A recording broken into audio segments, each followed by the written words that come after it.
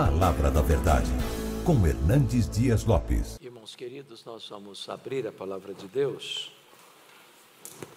no livro de Apocalipse, capítulo 3. Apocalipse, capítulo 3, versos 7 a 13.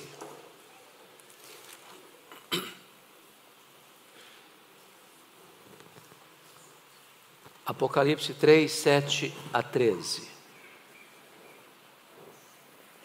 Carta à igreja em Filadélfia. Ao anjo da igreja em Filadélfia escreve: estas coisas diz o santo, o verdadeiro, aquele que tem a chave de Davi, que abre e ninguém fechará, e que fecha e ninguém abrirá. Conheço as tuas obras. Eis que tenho posto diante de ti uma porta aberta, a qual ninguém pode fechar. Que tens pouca força, entretanto guardaste a minha palavra e não negaste o meu nome. Eis farei que alguns dos que são da sinagoga de Satanás, desses que a si mesmos se declaram judeus e não são, mas mentem, eis que os farei vir e prostrar-se aos teus pés e conhecer que eu te amei, porque guardaste a palavra da minha perseverança. Também eu te guardarei da hora da provação que há de vir sobre o mundo inteiro, para experimentar os que habitam sobre a terra. Venho sem demora, conserva o que tens, para que ninguém tome a tua coroa. Ao vencedor, far-lo-ei coluna do santuário do meu Deus, e daí jamais sairá. Gravarei também sobre ele o nome do meu Deus, o nome da cidade do meu Deus, a nova Jerusalém que desce do céu, vinda da parte de Deus, e o meu novo nome. Quem tem ouvidos, ouça o que o Espírito diz às igrejas. Amém? Eu quero conversar um pouco com os meus amados sobre o tema: igreja, olhe para as oportunidades e não para os obstáculos. As 7 cartas enviadas às igrejas têm características bem peculiares. O Senhor Jesus Cristo, dentre as 7 igrejas, elogia 2, sem fazer qualquer censura: as igrejas de Esmirna e Filadélfia. Jesus elogia 4 igrejas, fazendo também censuras a elas. O que ocorreu com a igreja de Éfeso, de Pérgamo, de Tiatira e de Sardes. A uma igreja ele só fez censuras e nenhum elogio. É o caso da igreja de Laodiceia. E quando Jesus olha para essas 7 igrejas, ele tem um diagnóstico, talvez um pouco diferente do nosso, porque ele não tem uma opinião, ele tem o diagnóstico. Ele conhece. Ele conhece. Ele olhou para a igreja de Éfeso e viu que aquela igreja era uma igreja fiel doutrinariamente, mas tinha perdido o seu primeiro amor. Ele olhou para a igreja de Esmirna, que era pobre, mas ele disse: você é rica. Ele olhou para a igreja de Pérgamo e viu que gente lá se misturava com o mundo, mas tinha gente fiel a ponto de morrer pela sua fé. Ele olhou para a igreja de Tiatira e viu uma igreja se corrompendo moralmente, mas alguns ainda permaneciam fiéis. Ele olhou para a igreja de Sardes e aquela igreja tinha um nome, uma igreja viva, mas Jesus olha e diz: não, você está morta. Jesus olhou para a igreja de Filadélfia e diz: você tem pouca força, mas eu coloquei diante de ti uma porta aberta. Ele olhou para a igreja de Laodiceia, e igreja que dizia que estava rica e abastada, e Jesus olha e diz: não, você é pobre, você é miserável, você está cega, você está nua. Diante desse fato preliminar, eu gostaria de olhar esta carta e tirar desta carta algumas lições que eu passo a compartilhar com vocês. A primeira delas é que Jesus conhece não só a igreja, mas conhece a cidade onde a igreja está inserida. E Jesus nos ensina princípios, porque conquanto pregadores, conquanto professores de escola bíblica dominical, conquanto pessoas que ministram a palavra de Deus, cabe-nos não só conhecer o texto, mas conhecer o povo. Não só conhecer o texto, mas conhecer o contexto. Não só olhar a passagem bíblica, mas a geografia, a história, a cultura da cidade para a qual você está pregando. Recebemos aqui hoje um desafio para abrir uma igreja em Roma. Tem uma cultura por trás, tem uma história por trás, tem toda uma conjuntura política, econômica, social, religiosa por trás. E ao plantarmos ali uma igreja, nós vamos pregar o mesmo evangelho, mas vamos precisar conhecer essa estrutura toda para sermos não só fiéis, mas também relevantes. E aqui é curioso porque a cidade de Filadélfia foi fundada para ser uma porta aberta para a divulgação da cultura e da filosofia grega. Aquela cidade ficava como que na encruzilhada do mundo, era a porta de entrada da Ásia. Era uma espécie de embaixadora da cultura grega. E Jesus está dizendo para a igreja, olha, assim como a cidade de Filadélfia era uma porta aberta, uma embaixadora para a proclamação da cultura grega, a igreja está nessa cidade, com a porta aberta para pregar o evangelho. Ela tem uma missão nessa cidade. Aquela cidade tinha sido castigada por vários terremotos. Tanto é fato que pessoas moravam em Filadélfia e alguns deles moravam em tendas improvisadas, com medo de terremotos, paredes rachadas, monumentos quebrados, arruinados. E é diante dessa cidade acostumada com abalos sísmicos, é que Jesus Cristo diz que o vencedor seria colocado como coluna do santuário de Deus, coluna inabalável e inamovível. Portanto, aquela igreja entendia a linguagem de Jesus. Mas em terceiro lugar, olhando essa cultura da cidade, a cidade de Filadélfia foi batizada com um novo nome, depois da sua reconstrução, porque a cidade foi devastada por um terremoto, o mesmo terremoto que destruiu Sardes no ano 17 depois de Cristo, e aquela cidade só foi plenamente reconstruída no ano 90, com recursos imperiais, e então ao ser reconstruída, ela recebeu um novo nome, foi rebatizada com o nome de Neo-Cesareia, ou a nova cidade de César. Essa igreja entendia a linguagem que Jesus vai usar, e está postamente lá no verso 11, quando está escrito o seguinte: gravarei também sobre ele o nome do meu Deus, o nome da cidade do meu Deus, a Nova Jerusalém, o meu próprio nome. A igreja sabia o que era isso. O que Jesus está nos ensinando aqui, irmãos?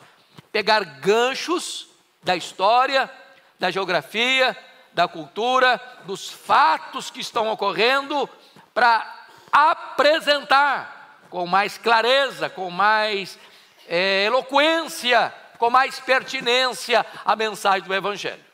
Então, o pregador precisa criar pontes de contato na sua comunicação. Segundo ponto que eu chamo a sua atenção é que Jesus conhece a igreja e se apresenta como solução para ela.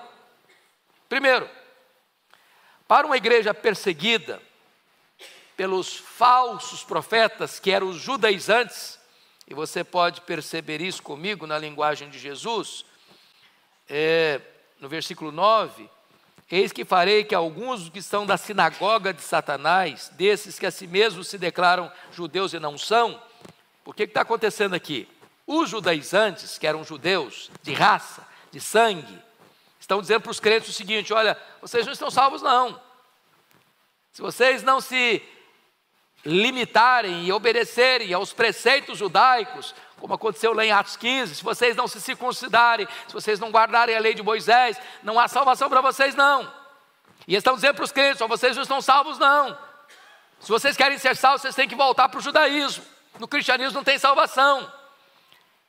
E Jesus chama esse time, esse grupo de sinagoga de Satanás, que se declaram judeus, mas não são judeus, porque o verdadeiro judeu não é aquele que tem o sangue de Abraão correndo em suas veias, mas aquele que tem a fé de Abraão habitando em seu coração. O verdadeiro judeu, espiritualmente falando, é aquele que crê no Senhor Jesus. É aquele que é filho de Abraão pela fé. É o filho da fé. E então, para esta igreja perseguida pela questão religiosa, Jesus vai dizer, se apresentar da seguinte maneira no verso 7. Estas coisas diz o santo, o verdadeiro. É aquele que é o verdadeiro, é aquele que é o santo separado, é que está se dirigindo a uma igreja tão atacada pelas falsas doutrinas. Jesus está criando pontos de contato.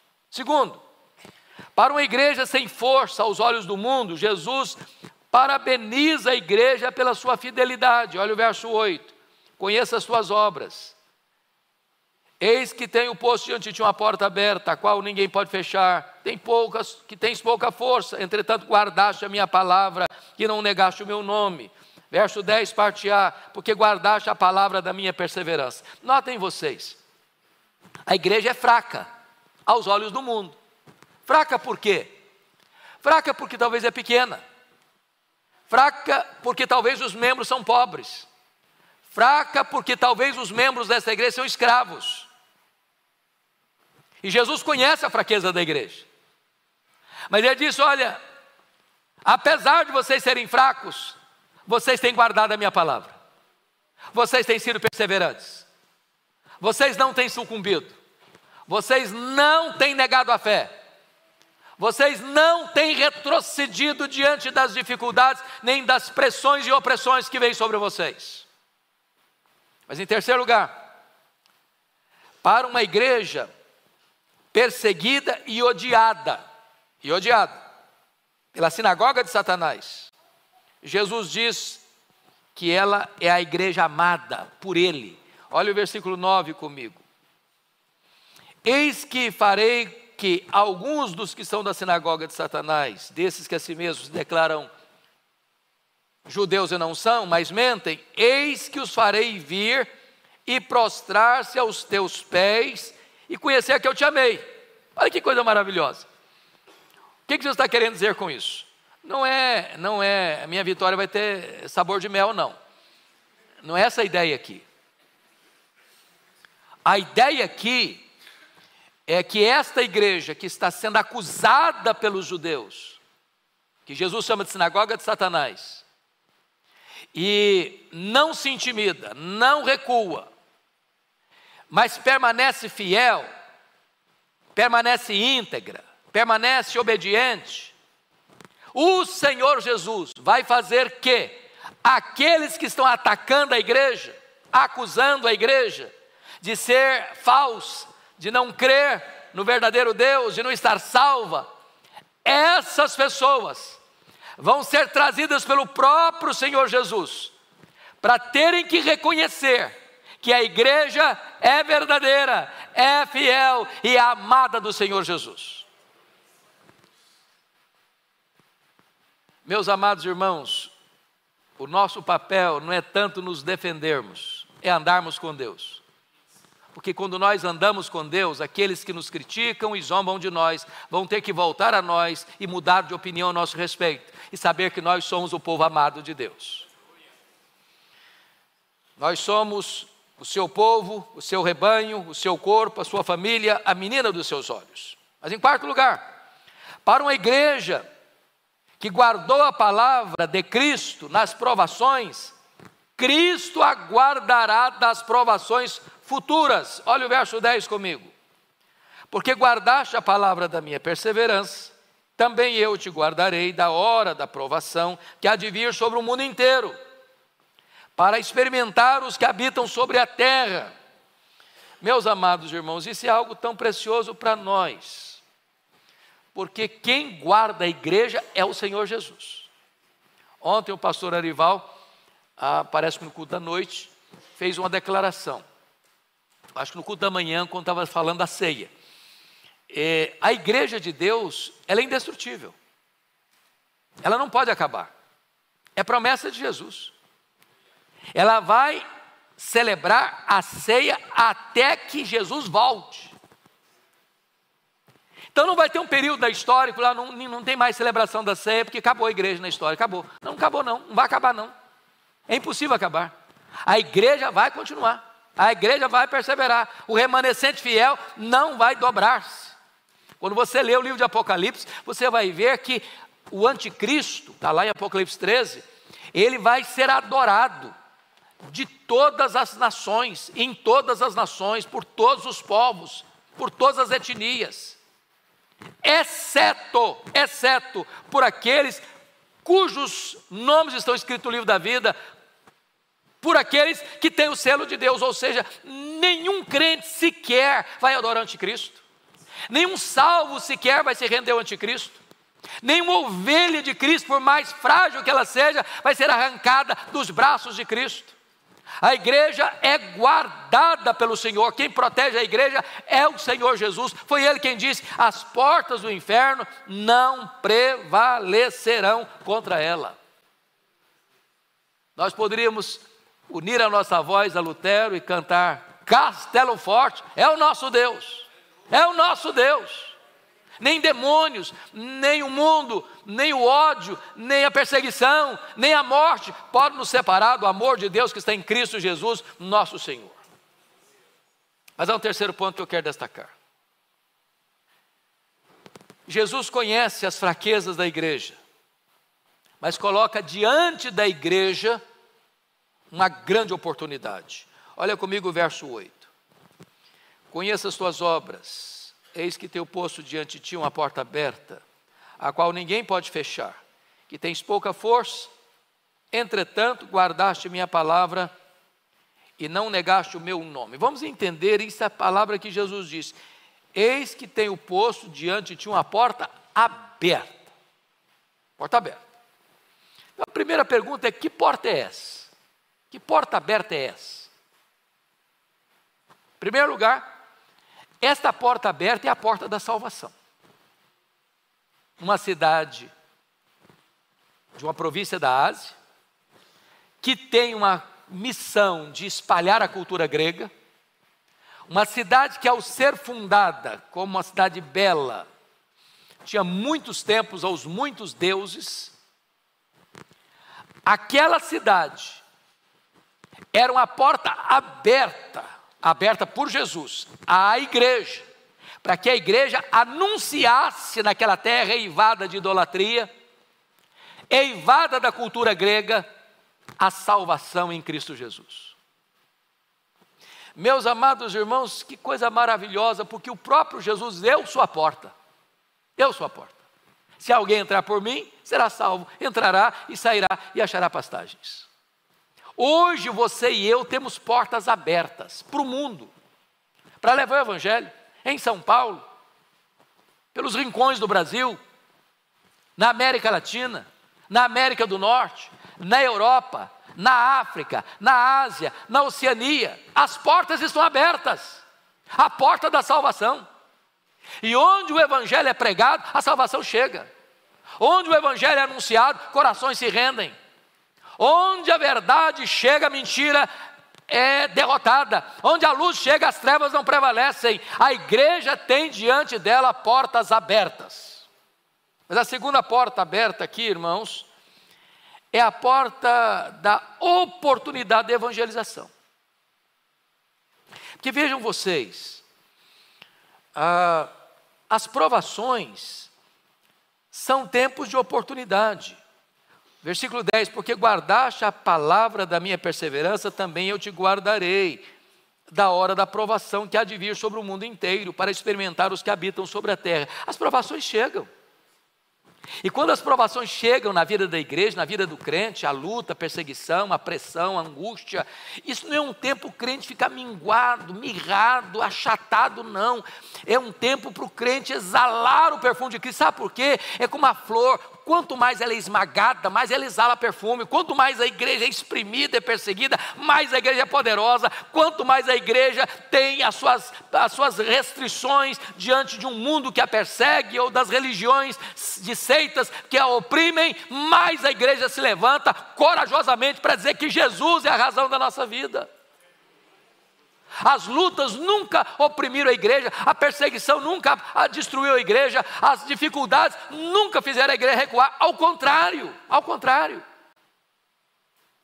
Mas ainda, a idolatria é uma oportunidade.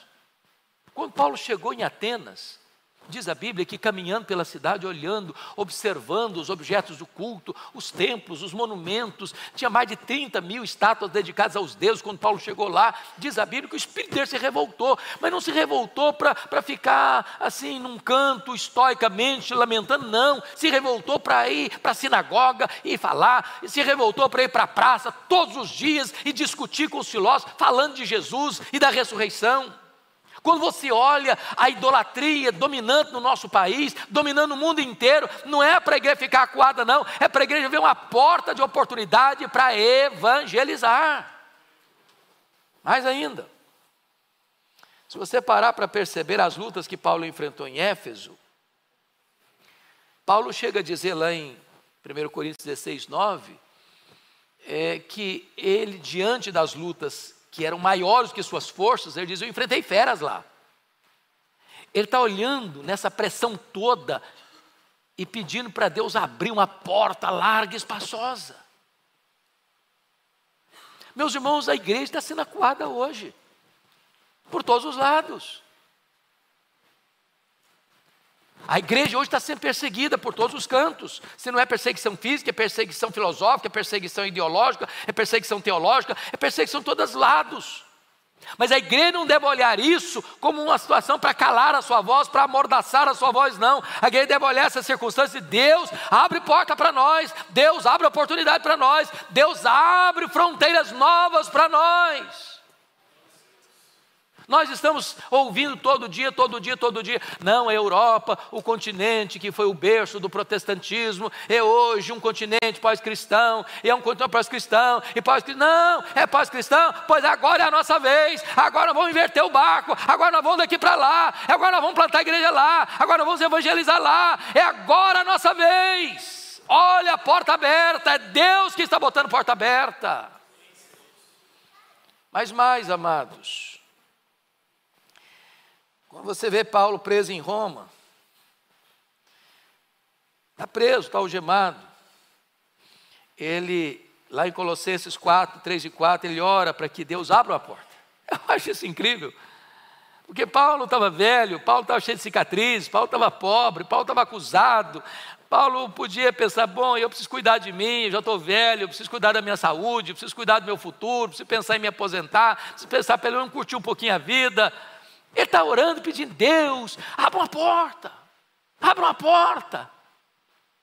E ele está algemado, e ele diz: olha, que oportunidade fantástica, eu estou algemado. Tem um cara que está aqui colado comigo, e ele não pode nem fugir, eu vou falar de Jesus para ele, e ganhou toda a guarda pretoriana. Olha a circunstância da vida, meu irmão, por mais carrancuda que ela seja, como a porta que Deus está colocando diante de você, para você testemunhar do Senhor Jesus Cristo. A igreja era fraca, ela estava enfrentando oposição, ela tinha ameaça de tribulação no futuro, mas o Senhor Jesus está dizendo para ela o seguinte: olha, eu coloquei diante de você uma porta aberta, e a porta que eu abro ninguém fechará, e a porta que eu fecho ninguém abrirá. Quarto lugar, quarta lição: Jesus não apenas conhece as dificuldades da igreja, mas Jesus dá para a igreja grandes garantias. Olha comigo o versículo 7, por gentileza. Ao anjo da igreja em Filadélfia escreve: estas coisas diz o santo, o verdadeiro, aquele que tem a chave de Davi, que abre e ninguém fechará, que feche ninguém abrirá. O que significa isso, irmão? Jesus tem em suas mãos grande autoridade. Ele já tinha dito lá no capítulo 1, verso 18 de Apocalipse: eu tenho as chaves da morte e do inferno. Agora ele diz, capítulo 3, versículo 7, eu tenho a chave de Davi. E ter a chave de Davi significa ter autoridade. Autoridade. Antes do Senhor Jesus comissionar a sua igreja, ele disse para ela: toda a autoridade me foi dada nos céus e na terra. Portanto, ide. Nós não estamos indo na nossa força, no nosso poder, com a nossa capacidade apenas, nós estamos indo debaixo de autoridade, nós estamos indo debaixo de poder, nós estamos indo debaixo daquele que tem o comando, que tem o controle, que domina tudo, a obra é dele, quem faz a obra é ele, nós somos apenas os cooperadores, porque é ele quem vai na nossa frente, é ele quem abre portas, é ele quem fecha portas, é ele quem dá arrependimento, é ele quem dá a fé, é ele quem chama eficazmente, é ele quem faz, é ele quem edifica a igreja. Esta porta, esta chave de Davi, que abre a porta do Evangelho, abriu para os judeus, lá em Atos 2, abriu para os samaritanos, lá em Atos 8, abriu para os gentios, lá em Atos 20, e abre, irmãos, esta porta para o mundo inteiro, quando a igreja tem olhos abertos para ver. Mas eu quero concluir com o último ponto. Jesus não apenas conhece a pobreza da igreja, mas promete à igreja uma grande recompensa e uma gloriosa herança. Olha comigo o verso 11, por favor. Venho sem demora, conserva o que tens, para que ninguém tome a tua coroa. Jesus está dizendo para essa igreja o seguinte: olha, vá fazer a obra, vamos lá, a porta está aberta. E tem uma coisa, não tem muito tempo também não. Eu venho sem demora. O tempo de Deus não é o nosso, mas Ele prometeu que vai voltar, e Ele disse que vai ser rápido, que nós não temos todo o tempo urge, e é preciso fazer a obra de Deus enquanto é dia, porque a noite vem quando ninguém mais pode trabalhar. Mais do que isso, nós precisamos guardar o que temos, guarda o que tens, para que ninguém tome a tua coroa. E a ideia de coroa aqui, irmãos, não é perder a salvação, não é que alguém pode chegar em você e tirar a sua salvação, você está salvo hoje e perder essa salvação, não é isso que Jesus está falando. A coroa aqui é a grande oportunidade que aquela igreja tinha de, na cidade que tinha portas abertas para divulgar a cultura grega, a igreja tem portas abertas para pregar o Evangelho. Se a igreja não aproveita o tempo da sua oportunidade, como candeeiro que é, o Senhor Jesus pode chegar e retirar esse candeeiro. Como fez para a igreja de Éfeso: olha, se você não se arrepender, eu virei a ti e removerei o teu candeeiro. O candeeiro é feito para brilhar, se não está brilhando, não tem importância, não tem relevância, não faz sentido de existir.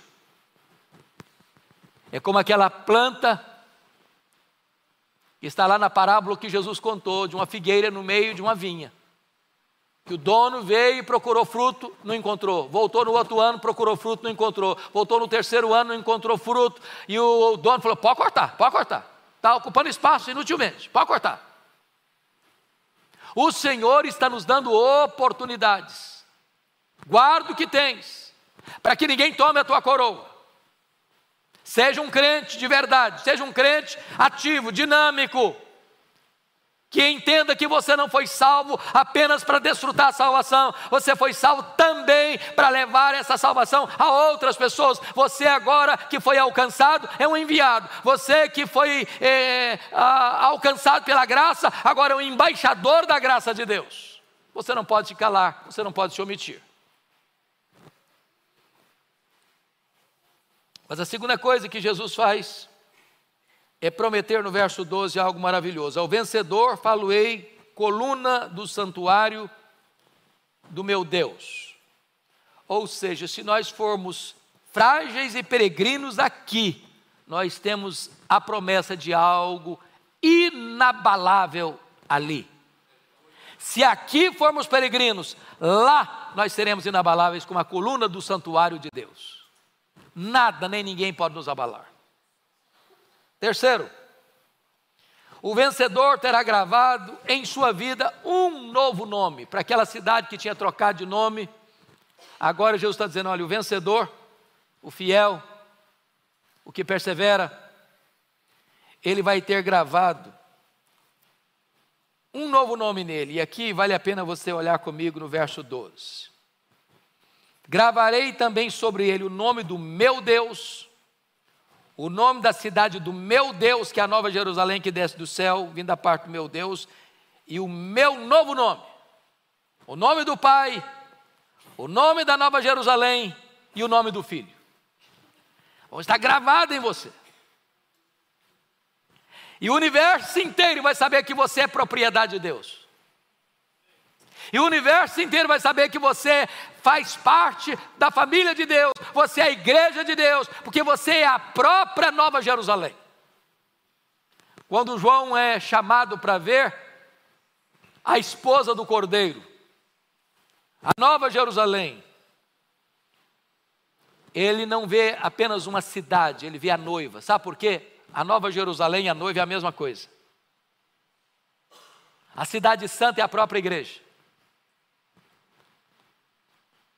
O que vai brilhar lá não é apenas uma cidade de ruas de ouro, com portas de pérolas. A igreja vai brilhar. A igreja glorificada, ela é a noiva. É o resplendor da glória de Deus, refletindo nela e através dela. E é por isso que, amados irmãos, nós poderíamos concluir dizendo 3 coisas. A porta aberta é a oportunidade da igreja. A chave de Davi é a autoridade de Cristo. E a coluna do santuário é a segurança do crente. Então, Cristo abriu as portas, Cristo tem as chaves, e Cristo promete